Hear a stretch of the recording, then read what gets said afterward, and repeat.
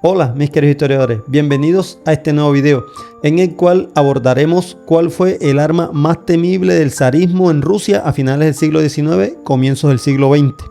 Abordaremos y conoceremos cuál fue su origen, cómo se desempeñó y cuál fue su final. Así que por favor acompáñame hasta el final del video, no olvides suscribirte a mi canal, activar la campanita y déjame tu comentario sobre lo que piensas de esta gran arma. Acompáñame. ¿Pero qué dio origen a esta nueva arma secreta del zarismo ruso? Para eso tenemos que remontarnos al 13 de marzo de 1881, cuando el zar Alejandro II se movilizaba en su carroza, pues hoy en día sería una limusina, por decirlo así, eran las limusinas del momento, se desplazaba en esa carroza, iba para el Palacio de Invierno en San Petersburgo y dos hombres atacaron a la carroza de este zar con unas bombas. Esas bombas pues derivaron precisamente en la muerte del zar. Pero ¿quién se había podido atrever a atacar a un zar en el Imperio Ruso? Pues fue una organización la que realizó este atentado que apenas tenía 2 años de creada. Esa organización se llamaba La Voluntad del Pueblo. Es allí donde esta entidad o este grupo utiliza el terrorismo como forma de combatir al zarismo. Ya por ahí podrán entender algunos o atar cabos donde muchos de ese tipo de pensamiento dicen sí, yo tengo el poder del pueblo, y es así como crean a veces caos, no digo que todos, pero sí muchos, y es una filosofía de pronto que viene ya de esta época. Pues como todo grupo criminal, los miembros de esta organización actuaban de forma clandestina. Como todo grupo ilegal que está contrario a un gobierno, pues los miembros se formaban en células pequeñas para poder realizar pues las actividades criminales y así pasar desapercibidos en la policía, evitar ser detectados por esta y obviamente capturados o, como dicen por ahí, dados de baja. Varias acciones criminales y sangrientas realizaron, pero el momento o el crimen que rebasó la copa fue precisamente la muerte del zar. ¿Y cuál fue pues la reacción del zarismo? Pues obviamente no se iban a quedar con los brazos cruzados y empezaron a realizar una serie de reformas a las instituciones militares del Imperio Ruso. A todos esos cuerpos de seguridad que hacían parte de este imperio, las empezaron a reorganizar como tal y así surgió la nueva policía secreta, con el nombre o denominación de Departamento para la Protección del Orden y la Seguridad Pública del Imperio Ruso, o conocida también como la Ojo de Rana. No sé cómo se pronuncia, pero es lo que yo entiendo. Igual ahí se las dejo el nombre en ruso. Esta frase o esta palabra significa seguridad o protección, y eso era lo que precisamente buscaba el zarismo con esta nueva policía secreta, darle una cierta protección, una cierta seguridad más rigurosa a todo el zarismo y al Imperio Ruso. En la cúspide de esta nueva policía secreta se encontraba el Ministerio del Interior, quien estaba a su vez directamente relacionado y bajo las órdenes del zar del Imperio Ruso. A esta nueva policía secreta se le asignaron 3 bases principalmente, una en San Petersburgo, una en Moscú y una en Varsovia. Hay que tener claro que para ese momento histórico, antes de la Primera Guerra Mundial, gran parte del territorio de Polonia, lo que hoy es Polonia, hacía parte del Imperio Ruso, entre eso la ciudad de Varsovia. Pero quienes integraban esta nueva policía secreta estaban divididas principalmente en 3 grupos.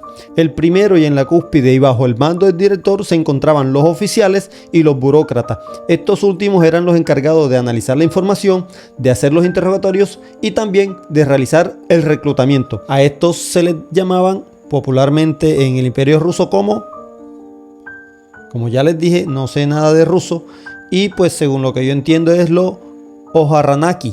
Algo así por el estilo. Quien sabrá ruso pues sabrá en verdad cómo se pronuncia, pero yo por lo pronto se los dejo aquí. El segundo grupo pues se caracterizaba por ser algo distinto del primero, teniendo de presente pues que era un grupo que estaba destinado a ser guardaespaldas y también a hacer seguimiento a personas sospechosas y personas que eran de interés para el zarismo. Estos no usaban vestimentas militares ni policiales, sino que por el contrario se vestían de civil. Lo irónico o llamativo era pues que sí eran fácilmente reconocidos por los criminales por su forma de vestir, ya que utilizaban bombines y paraguas, lo que a la luz del criminal era la marca propia de los agentes secretos civiles de esta nueva policía. Y el tercer grupo, quizás o el más importante de todos, que pertenecían a la policía secreta, era el grupo de los espías y los infiltrados, los amados y los odiados espías e infiltrados, amados por unos, odiados por otros, por su capacidad para poder transmitir información secreta o ultra secreta del grupo opositor. Y así igual funcionó en esta policía secreta del Imperio Ruso, donde gracias a estos agentes, que eran los agentes internos, se obtenía cierta información que de otra forma era bastante difícil o imposible de conseguir. A tal punto que en 1909, en San Petersburgo, un jefe de la policía secreta pues lanzó la siguiente expresión y dijo que sin estos agentes infiltrados, el director de la policía secreta estaría prácticamente a ciegas, lo que demuestra claramente la importancia y la relevancia de este tipo de personajes y de agentes dentro de la estructura propia de la policía secreta del zarismo. La diferencia principal entre los miembros externos e internos, como se le conocía en esta policía secreta, era principalmente que los externos venían de otras agencias policiales, de otros grupos de las fuerzas de la ley del Imperio zarista, mientras que los internos, que vienen siendo ya los infiltrados, eran reclutados principalmente de los mismos grupos obreros revolucionarios o también de criminales que a veces eran capturados pues y se les ofrecía que se vendieran como infiltrados o en su defecto iban a ser exiliados o enviados a la cárcel. Es por eso la importancia y la relevancia de los agentes internos, porque eran los que en sí podían sacar la información más sensible y más secreta del grupo opositor o del grupo al cual u organización se estaba investigando. Los agentes de esta policía secreta pues actuaban principalmente en las noches, en las cuales hacían pues las redadas y hacían las capturas masivas, y por eso eran bastante temibles por parte de los ilegales, porque no sabían bien en qué momento o a qué hora de la noche podían ser capturados o intervenidos por esta policía secreta. Por lo demás pues era una policía bastante moderada. En los interrogatorios no utilizaba la tortura, no era de esa policía torturadora que sí existe en muchos países hoy en día. Y eso pues debido a que esa carga o esa labor o ese rol lo tenía principalmente el ejército. El ejército del Imperio Ruso pues que fue utilizado en lo que fue la revolución de 1905 para masacrar a las protestas que se estaban dando. Allí fue donde se dio precisamente el conocido Domingo Sangriento. Por ahí en las descripciones, o si podré dejarles por aquí el link del video para que se lo vean, que ahí también lo tengo ya especificado y hablado de lo que sucedió el Domingo Sangriento conforme pues a esta revolución de la que les comenté ahorita.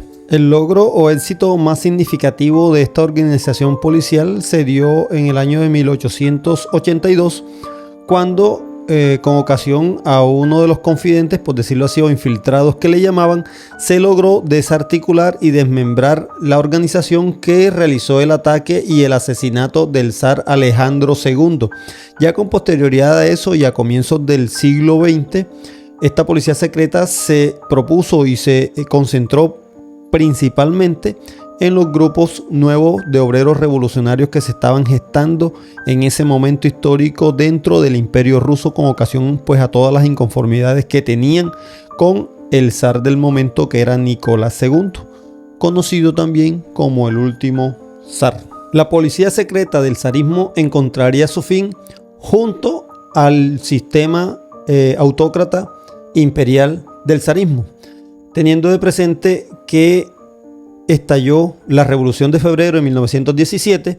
Es un estallido social nacido de las entrañas de la base popular y obrera del Imperio Ruso, y con ello pues destruyen la sede de San Petersburgo. Es atacada por varios de estos miembros, es saqueada, y el nuevo gobierno bolchevique pues que había dado el golpe al zarismo decidió abolir esta policía secreta. Abolir por el momento, porque en noviembre de ese mismo año, de 1917, creó una nueva policía secreta mucho más brutal, mucho más siniestra, y fue conocida en su momento y primariamente como la Checa.